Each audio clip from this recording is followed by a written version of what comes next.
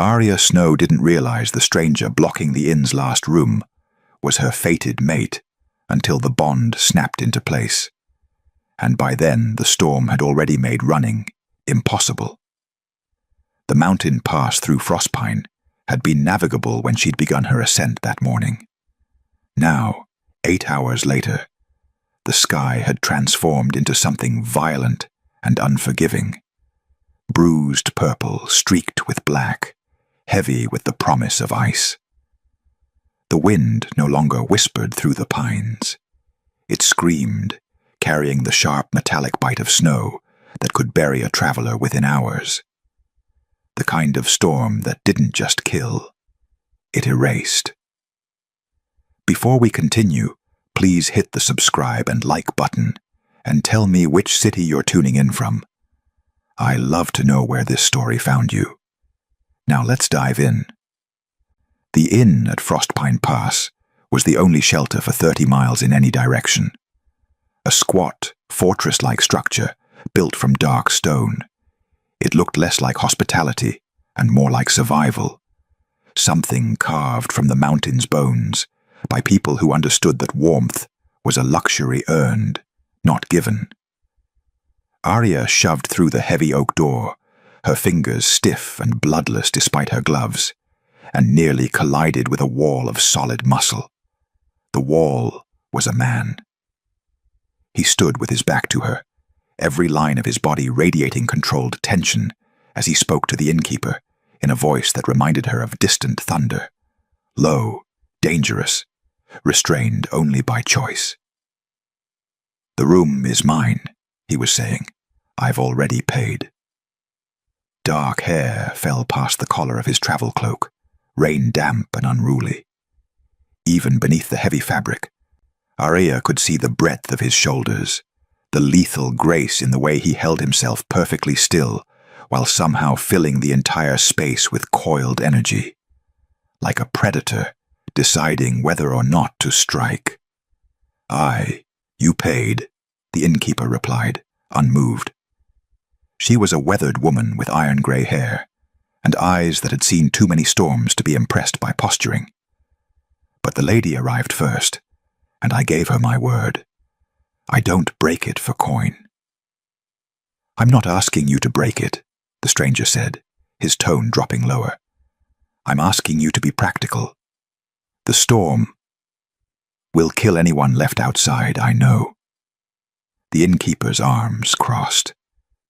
"Which is why I'm not turning either of you away." That's when he turned. Arya's breath caught in her throat.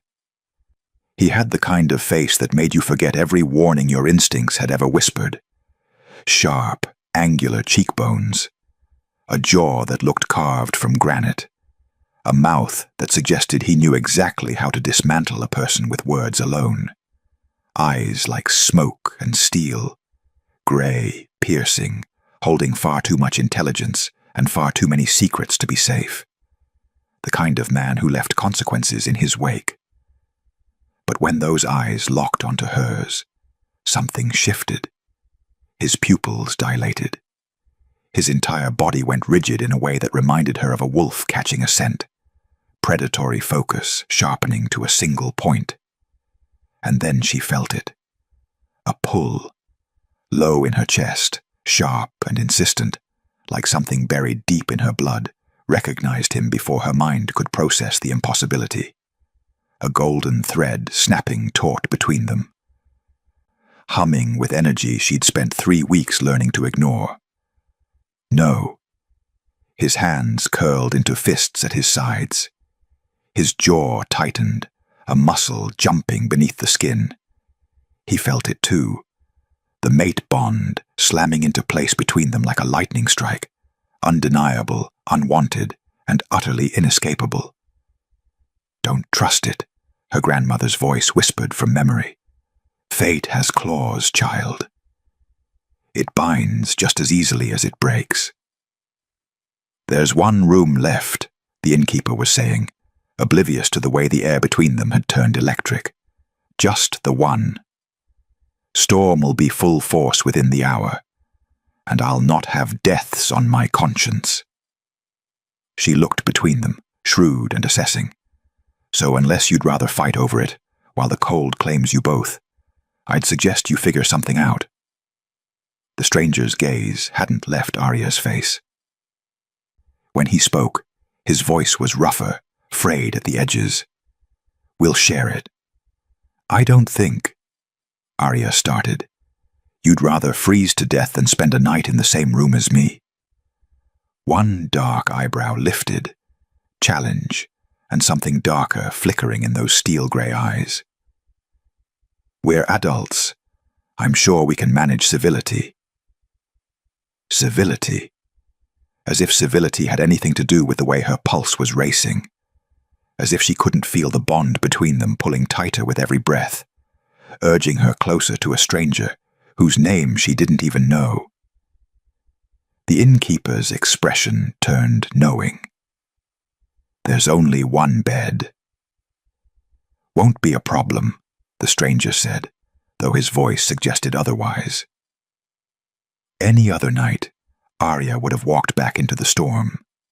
She'd survived worse in the 3 weeks since the massacre. Since the night fire consumed her pack and left her with nothing but scars and the hunters on her trail. But tonight, the storm howled like a living thing beyond the walls. Tonight, fate wasn't asking. It was demanding. Fine, Arya heard herself say, the word tasting like surrender. We'll share. The room was smaller than Arya had hoped. A single, narrow bed dominated the space, its worn quilt looking thinner than comfort required. A fireplace occupied the far wall, cold and dark. One chair. One window, shuttered against the screaming wind. The walls pressed close, intimate in a way that made her skin prickle with awareness. The stranger closed the door behind them, and the click of the latch felt far too final. Name's John, he said quietly, shrugging off his travel cloak. Arya's breath stuttered.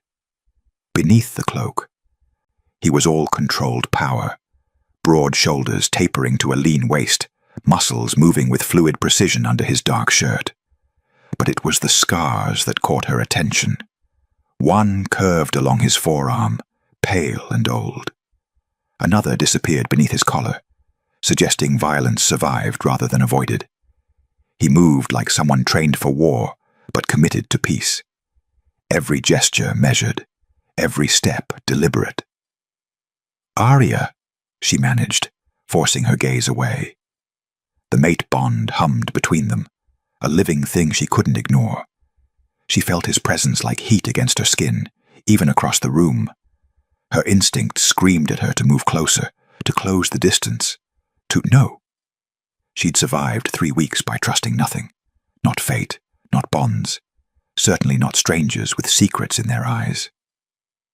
John crossed to the fireplace, without a word. Kneeling to arrange kindling with practiced hands. He didn't ask permission, didn't wait for instruction, just saw what needed doing and did it. Within minutes, flames crackled to life, casting golden light across the cramped space. You didn't have to do that, Arya said, though warmth was already seeping into her frozen bones. Storm like this, fire isn't optional. John straightened, brushing soot from his hands. His eyes found hers, assessing. When's the last time you ate? I'm fine.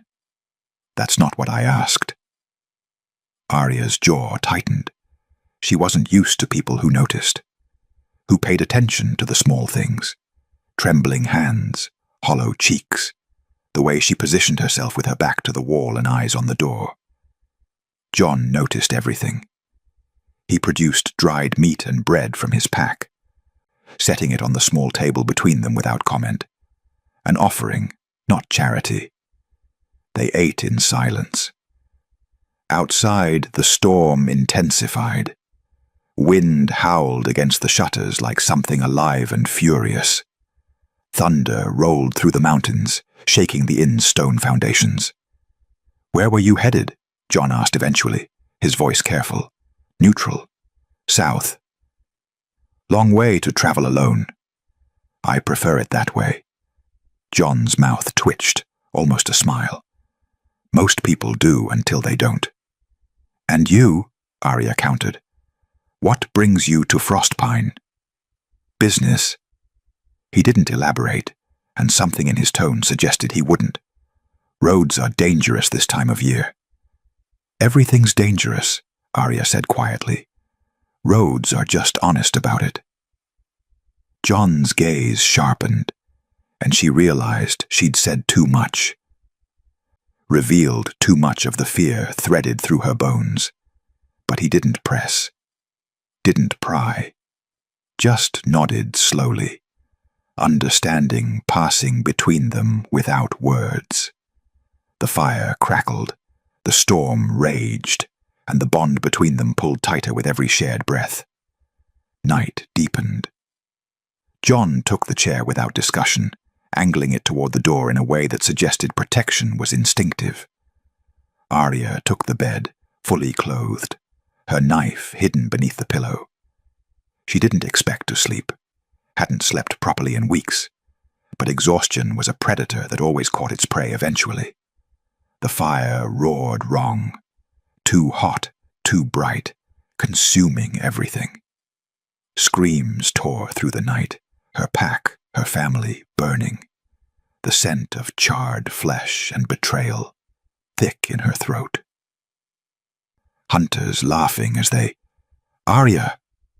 The voice cut through the nightmare like a blade through smoke. You're safe. You're here. Breathe. John's voice, low, steady, anchoring her to the present. Arya gasped awake, heart hammering, sweat cooling on her skin despite the room's warmth.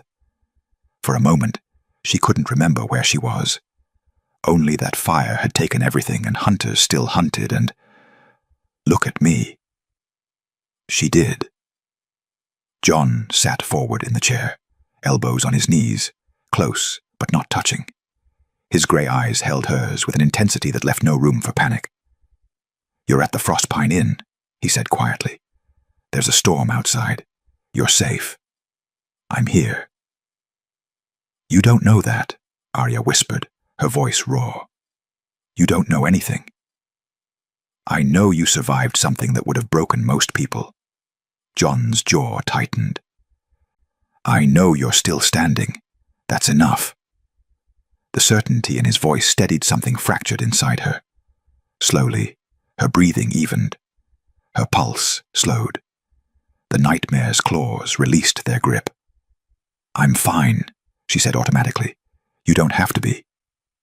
John leaned back, giving her space. Not tonight. Outside, the storm howled its fury.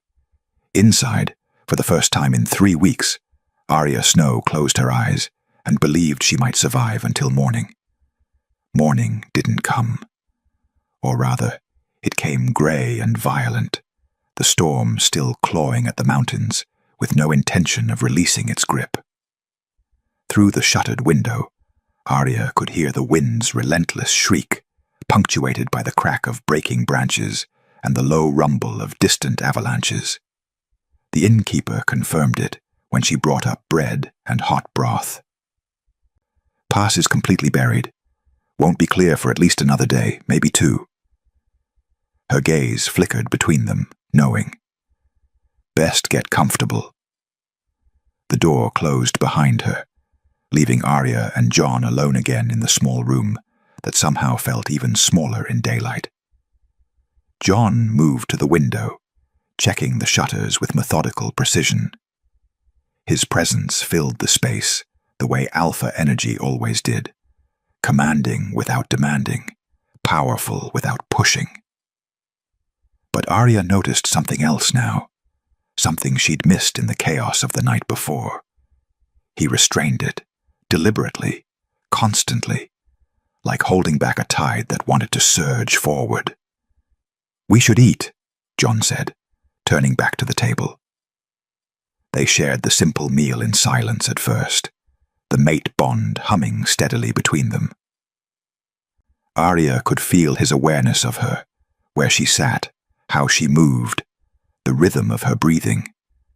And worse, she could feel her own awareness of him sharpening with every passing hour.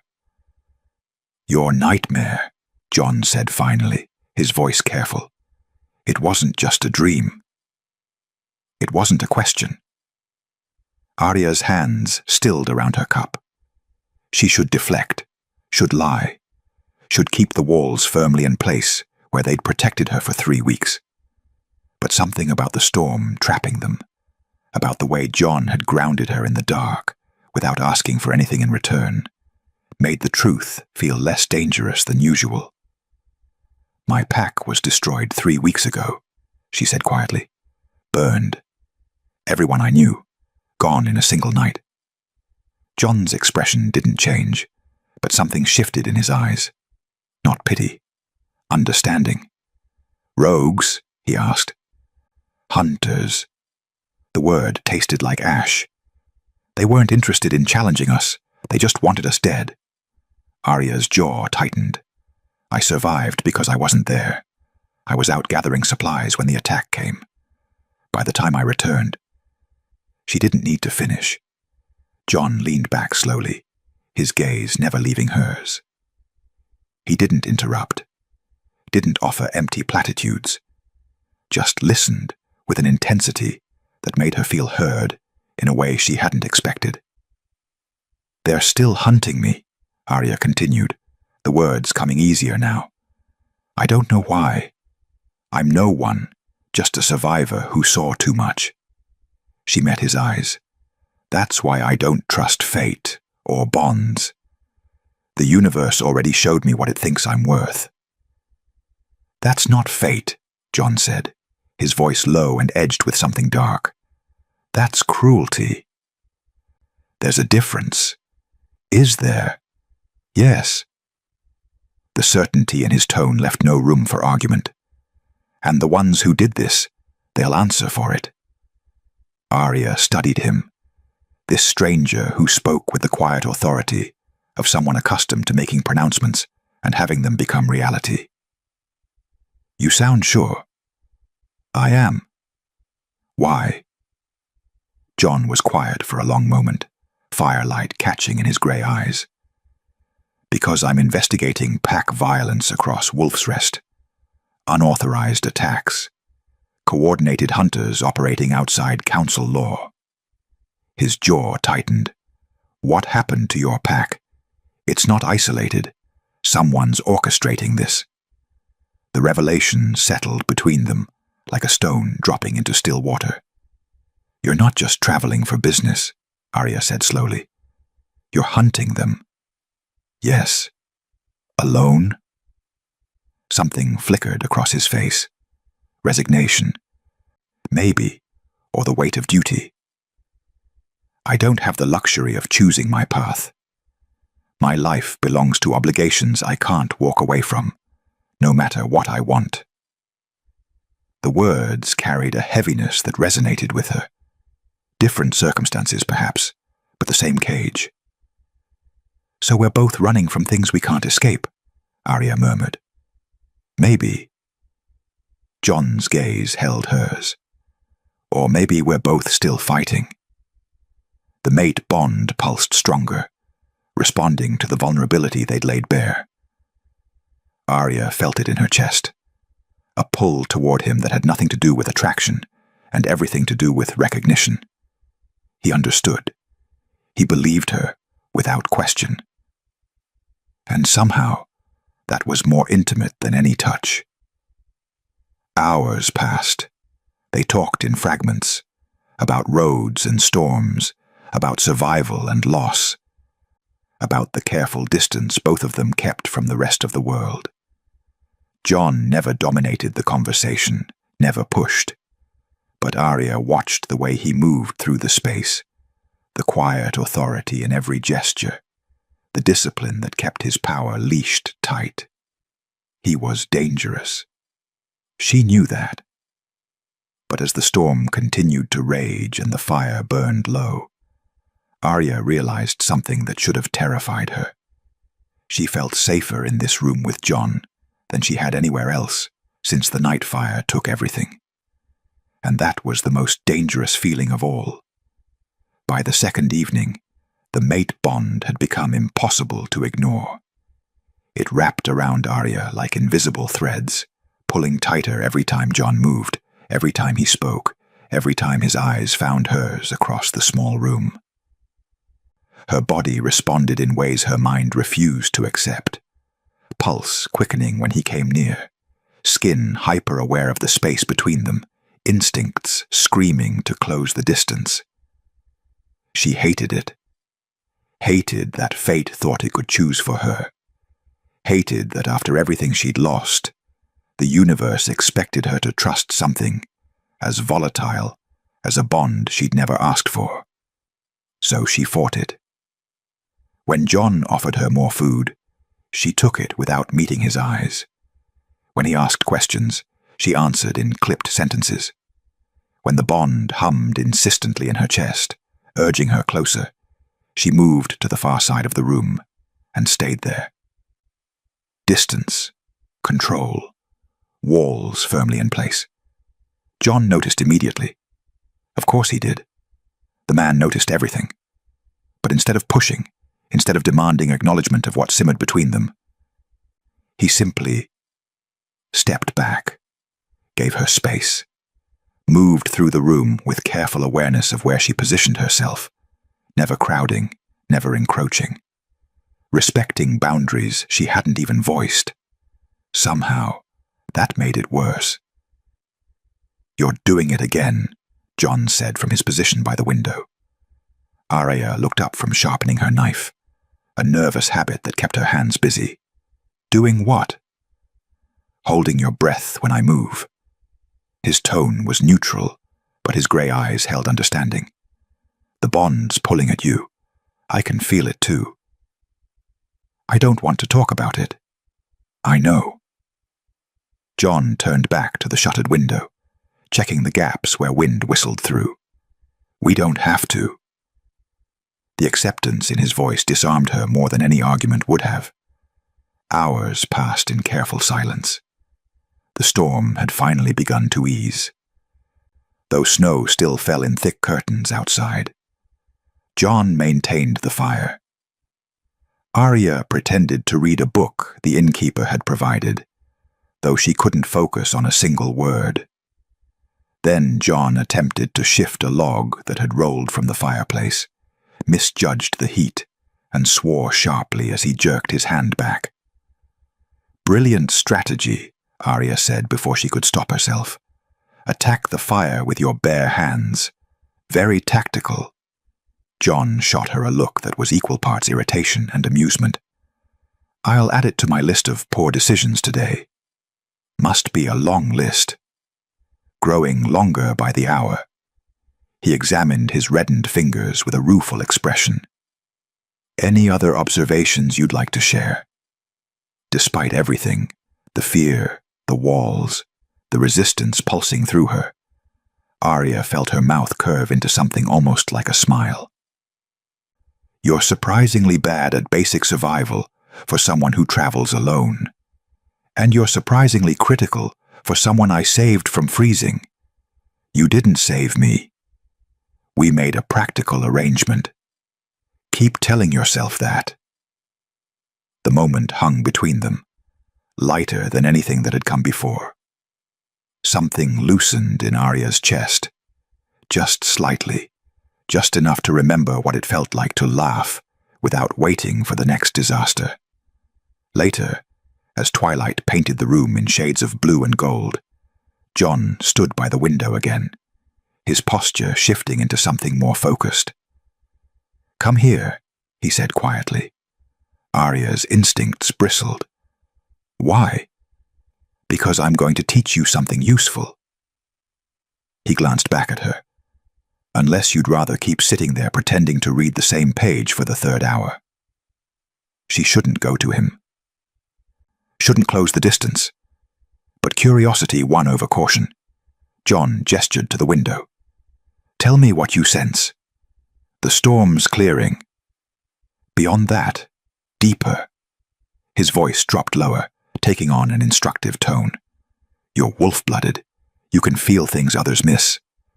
Danger has a signature, a weight in the air before it arrives. Close your eyes. Arya hesitated, then obeyed. Breathe, John murmured beside her, close enough that she could feel his warmth. Let your instincts speak louder than your thoughts. What do you feel? At first, nothing. Then, a disturbance, faint but growing, like pressure building before a storm, wrongness creeping at the edges of awareness. Her eyes snapped open. Something's out there. John's expression had gone cold and hard. He was already moving to gather his weapons, his entire demeanor shifting from companion to warrior in a heartbeat. John? He pulled back the shutter just enough to look out, his jaw tightening at whatever he saw. Tracks in the fresh snow, multiple sets converging on the inn. They're here, he said quietly, his voice carrying the weight of inevitability. The hunters, and they're not here by accident. John's hand remained on the shutter, his body gone utterly still. In that predatory way Arya had learned meant he was calculating threats and probabilities at lightning speed. How many? She asked, already reaching for her pack. 6. Maybe 7. His voice was clipped, efficient. They're spreading out to cover all exits. Professional formation. Arya's blood turned to ice. Let me see. John shifted just enough for her to peer through the gap. The tracks were fresh, cutting through pristine snow in deliberate patterns.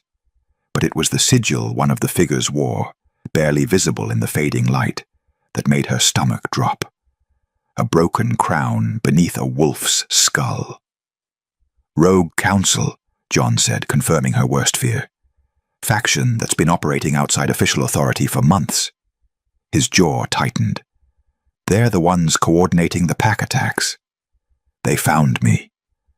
Arya's hands trembled as she fastened her weapons belt. I knew it was only a matter of time, but... How long have they been hunting you specifically? Since the massacre. I'm the only witness to what they did. She met his eyes, forcing herself to remain steady.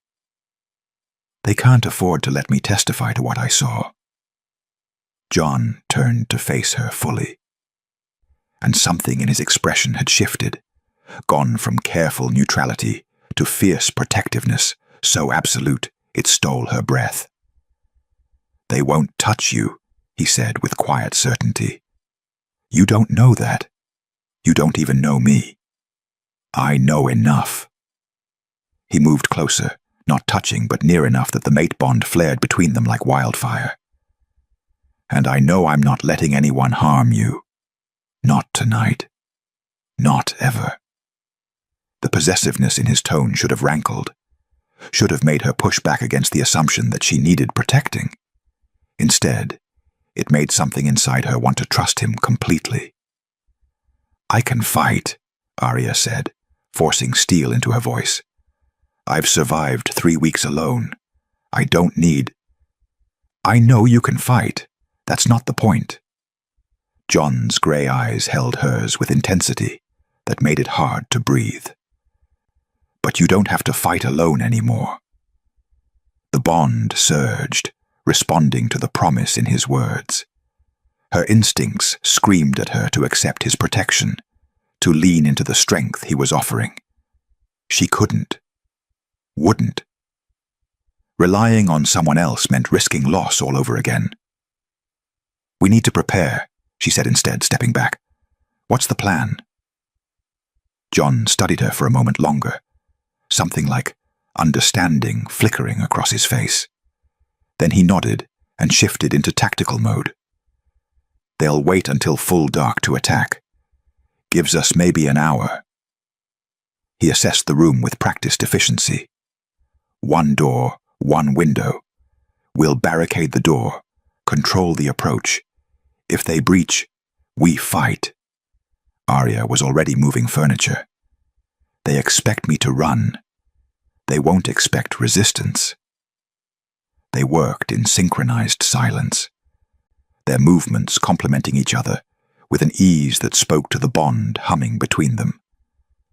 John positioned the heavy bed against the door, while Arya reinforced the window shutters.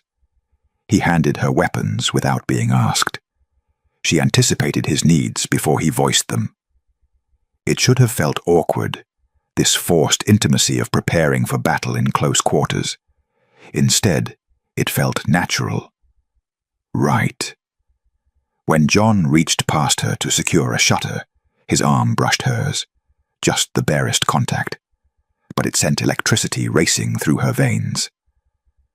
The bond responded immediately, flaring hot and insistent, urging them closer, even as danger circled outside. Their eyes met, neither moving away. "Arya," John said quietly, his voice rougher than usual. "After this is over." "Don't." She shook her head. "Don't make promises about after when we don't know if there will be one." His hand lifted, hovering near her face but not quite touching. "Then I'll make you a different promise. Whatever happens tonight, you survive. Even if—" "No." Her hand caught his wrist, stopping him. "We both survive. Or neither of us does."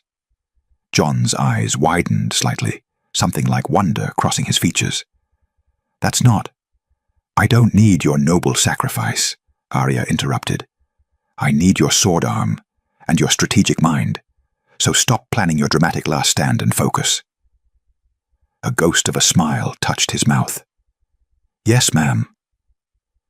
The moment stretched between them, intimate despite, or perhaps because of, the violence waiting outside.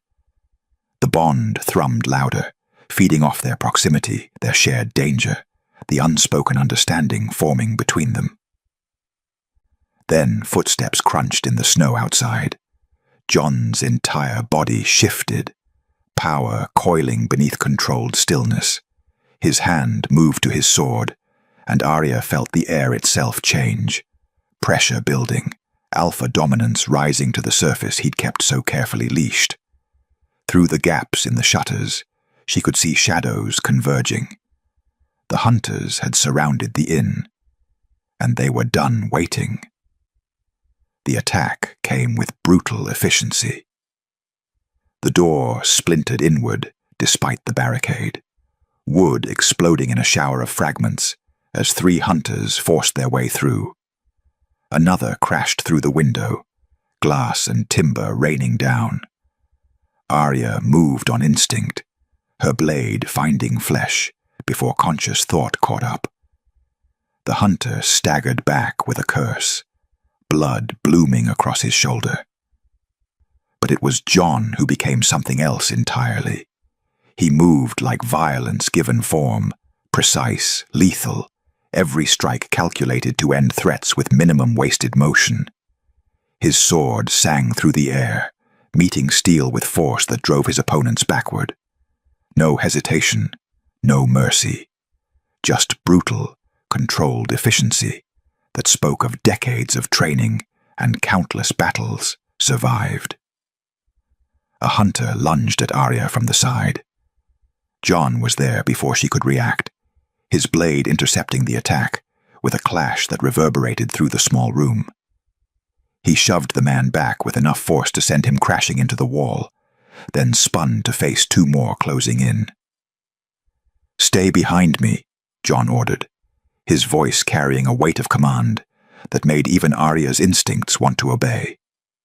"Not a chance," she shot back, engaging another hunter who'd circled toward the window. The fight intensified.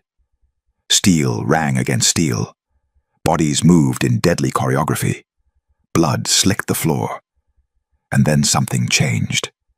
Arya felt it first as a hum in her chest. The mate bond suddenly surging with power she didn't understand. Energy poured through her, hot and electric, flowing outward toward John like a dam breaking. John's entire presence expanded. The air itself seemed to bend around him, pressure building until Arya's ears popped. His movements became faster, stronger, each strike carrying devastating force. When he spoke, his voice resonated with alpha dominance, so absolute it made her bones vibrate. Enough! The single word cracked through the room like a whip.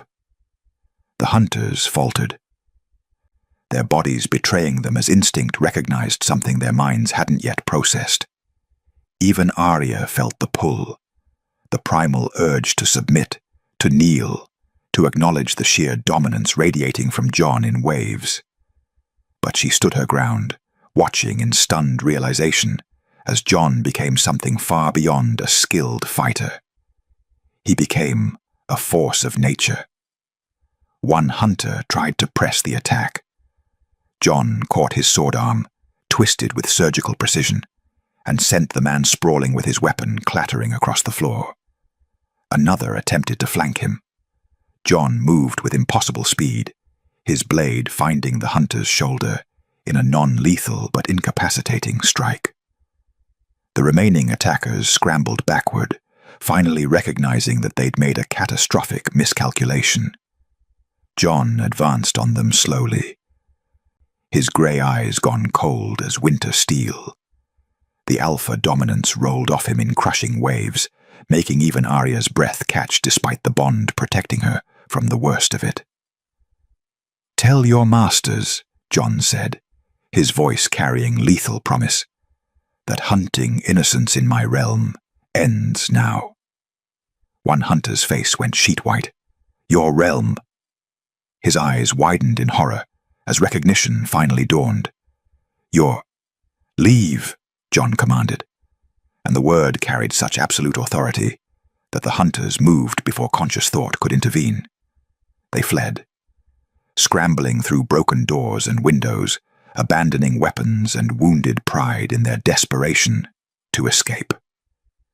Within seconds, the sound of horses thundering away echoed through the mountain pass. Silence fell like a held breath. Jon stood in the center of the destroyed room, chest heaving, sword still raised. The alpha dominance slowly receded, pulled back under iron control, but Arya could still feel it hovering beneath the surface, vast and terrible and deliberately restrained. She stared at him, her mind racing to connect pieces that suddenly formed a picture she should have seen earlier.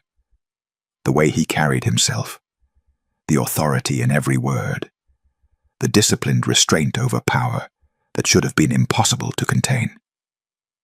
The hunter's recognition and terror. "Jon," she said slowly, her voice steadier than she felt. "What did he mean, your realm?" Jon turned to face her, and for the first time since she'd met him, she saw something like regret in his eyes. "Arya, no." She shook her head, pieces clicking into place with awful clarity. "Don't deflect. Don't redirect. Who are you really?" The mate bond hummed between them, but now it carried a different weight, the weight of truth about to shatter everything she thought she understood. Jon's jaw tightened. He lowered his sword slowly, but his eyes never left hers. "I told you I was investigating pack violence," he said quietly. "That was true. What I didn't tell you was who gave me the authority to do so." Arya's heart hammered against her ribs. "Who?" Jon's expression was unreadable, but his voice carried the weight of inevitability. "Myself," he said, "because I'm not just Jon. I'm Jon Stark, Alpha King of Wolf's Rest." The words hung in the air between them, and Arya's world tilted on its axis. The silence stretched like a blade drawn across skin. Arya stared at Jon. No, at Jon Stark, Alpha King of Wolf's Rest, and felt the foundation of the past 2 days crumble beneath her feet. "You're lying," she said, though she knew he wasn't. "I'm not." Jon's voice remained steady, but something in his eyes looked almost pained. "I'm the Alpha King. I have been for 7 years. Arya's laugh came out sharp and bitter. "The Alpha King? the most powerful wolf in the realm, and you just happened to be arguing over a room at a mountain inn during a storm. I travel without escort when I need to investigate personally, when I need to see things as they truly are, not filtered through advisors and reports. John took a careful step toward her. Everything I told you was true, Arya. I am investigating the pack attacks. The Rogue Council is real. Your testimony matters. What else was true? Her voice rose despite her efforts to control it. The concern, the protection, or was that just the Alpha King securing a valuable witness? John's jaw tightened. That's not fair. Fair? The word tasted like acid. You let me trust you. You listened to me talk about my destroyed pack, about being hunted, about how fate took everything from me. And the entire time you knew. You knew who you were, what you were, and you said nothing. I know. You let me believe you were just someone. Arya's hands shook with anger, and something worse, hurt that cut deeper than it should. Someone I could talk to. Someone who might actually understand what it means to have no power over your own life. I do understand that, John said quietly, and something in his voice made her pause. More than you know. How could you possibly? Because I've never been able to choose anything that mattered. The words came out raw, stripped of the careful control he usually maintained. Not my path, not my duty, not even whether I wanted the crown in the first place. Every decision I make affects thousands of lives. Every choice is weighed against the realm's needs, not my own. The mate bond pulsed between them, responding to his pain despite Arya's fury. She hated that she could feel it. Hated that even now, even angry and betrayed, some part of her wanted to close the distance and... No. That doesn't excuse lying to me, Arya said, forcing steel back into her voice. I didn't lie. I just didn't tell you everything.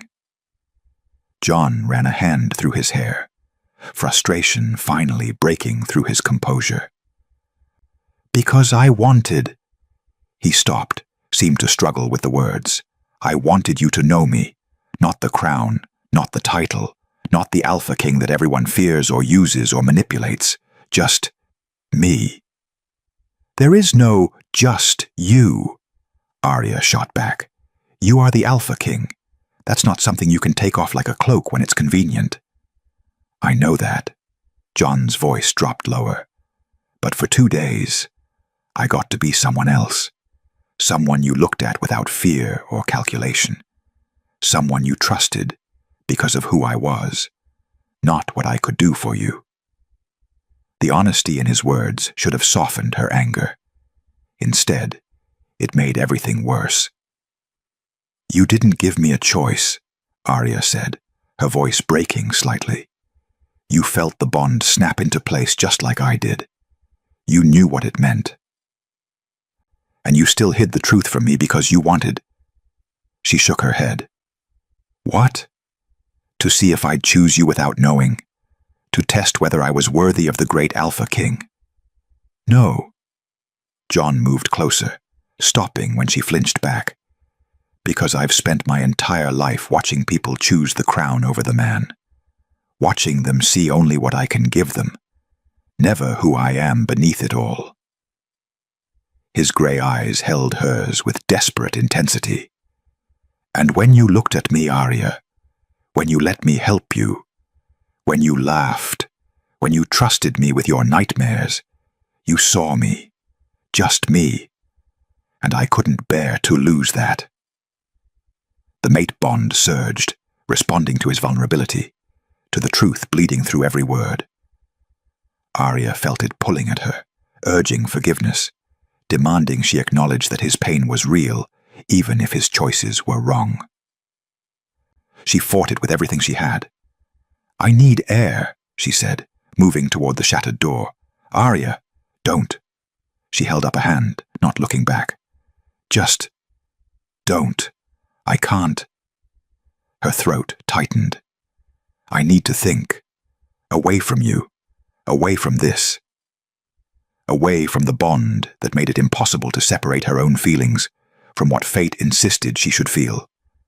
John didn't follow, didn't argue, just stood in the wreckage of the room they'd defended together, watching her walk away. I'm sorry, he said quietly. Arya paused in the doorway, but didn't turn around. So am I, she whispered. Then she stepped out into the cold night air, leaving the Alpha King alone with the truth neither of them had wanted. Arya made it exactly 50 feet from the inn before they came for her. The attack was surgical, silent figures materializing from the tree line, cutting off her retreat before she could even draw her blade. More hunters than before, better armed, coordinated. And leading them was a man whose sigil marked him as Rogue Council Elite. Arya Snow, he said, his voice carrying the cultured menace of someone accustomed to power. You've led us on quite a chase, but it ends tonight. Arya's hand went to her knife. I'm not going anywhere with you. You don't have a choice. He gestured and 6 hunters closed in around her. The Alpha King may have interfered earlier, but he's not here now. And you, his smile was cruel. You're just one survivor who knows too much, Steele whispered as weapons were drawn. Arya tensed, calculating odds that looked increasingly grim. Then a voice cut through the night like a blade through silk. She's not alone. John stepped from the inn's doorway, and this time he didn't bother restraining what he was. Alpha dominance rolled off him in crushing waves, making the air itself feel heavier.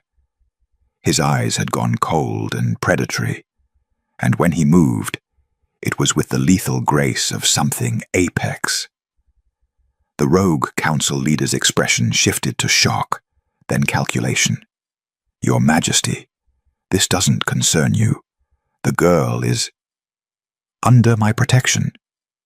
John's voice carried absolute authority, as are all survivors of the massacres your faction orchestrated. You can't prove we had anything to do. I don't need to prove it here. John descended the inn steps slowly, each movement deliberate. I'll prove it in front of the full council, with every witness I've gathered over the past 3 months, including her. He glanced at Arya. Unless you'd prefer to compound treason with regicide. The threat hung heavy in the frozen air. The rogue leader's jaw tightened. You're one man, Your Majesty. Powerful, yes. But even you can't fight all of us and protect her simultaneously. Can't I? John's hand moved to his sword, and Arya felt the mate bond suddenly surge, not pulling at her this time, but waiting. Offering, asking a question she hadn't understood before. She remembered the fight in the inn, the way her presence had amplified his power without her conscious choice, the way the bond had flowed between them, strengthening him in ways that defied explanation. Mates didn't just complement each other, they enhanced each other, multiplied each other's strength when they chose to connect. John was offering her the choice he'd stolen before, the choice to stand with him or walk away, to trust him or protect herself. The rogue leader raised his hand, signaling the attack. Arya made her decision. She didn't move toward John, didn't physically close the distance. She simply opened herself to the bond, consciously, deliberately, letting the connection between them flare to full strength. Power surged through her like lightning through a conduit, then poured outward toward John in a torrent of raw energy. John's eyes flashed, his entire presence expanding, as the bond completed a circuit neither of them had fully activated before. The alpha dominance that had been crushing became overwhelming, bending reality itself under its weight. When he moved, it was too fast for normal eyes to track. He struck the first hunter with controlled force, disarming, disabling, but not killing. The second met his blade and was thrown backward by sheer kinetic power. The third tried to flank him and found himself on his knees, unable to even raise his weapon against the dominance saturating the air. Arya felt it all through the bond, felt Jon's control, even amid violence, his restraint, even while protecting. He could have killed them all. The power flowing through him was more than sufficient. He chose mercy instead. Within minutes, the hunters were disarmed and subdued. Only the rogue leader remained standing, his face ashen with the realization of how badly he'd miscalculated. "Tell your council," Jon said, his voice resonating with alpha command that couldn't be disobeyed, "that I'm coming. With evidence, with witnesses, and with my mate." His eyes found Arya's across the bloodless battlefield. "And if they're wise, they'll surrender before I arrive." The rogue leader fled, his remaining hunters scrambling after him. Silence fell. Jon's power slowly receded, pulled back under control. But the bond between them remained open, humming with connection Arya had chosen to accept. He turned to her, slowly. "Arya." "I'm still angry," she interrupted, walking toward him. "You should have told me. You should have given me the choice from the beginning. I know. But I understand why you didn't." She stopped in front of him, close enough to feel the heat of him despite the winter cold. "And I'm choosing now, not because fate demands it, not because you're the Alpha King." Her eyes held his. "Because you saw me when I needed to be seen, because you protected me without demanding anything in return, because the man matters more than the crown." Jon's breath caught. "You don't have to." "I'm not standing beneath you," Arya said firmly. "I'm standing beside you, as your mate, as your equal, on my terms." Something like wonder crossed Jon's face. "On your terms," he agreed quietly. The bond settled between them, not forced, not desperate, but chosen, accepted, claimed. "So what now?" Arya asked. Jon's mouth curved into something almost like a smile. "Now, we ride south, together, and I dismantle the council that tried to destroy you." "Together," Arya echoed. And for the first time since fire took her past, she believed the future might be worth choosing. 3 weeks later, Arya stood in the great hall of Winterspire Castle and watched justice finally arrive. The rogue council members knelt in chains before the Alpha King's throne, not because Jon's dominance forced them, but because the evidence was overwhelming. Testimonies from a dozen survivors, financial records tracing payments to the hunters, correspondence proving they'd orchestrated the massacres to consolidate power and eliminate opposition. Arya's testimony had been the final piece that shattered their defense. She'd spoken clearly, without fear, recounting the night fire consumed her pack and the weeks she'd spent running.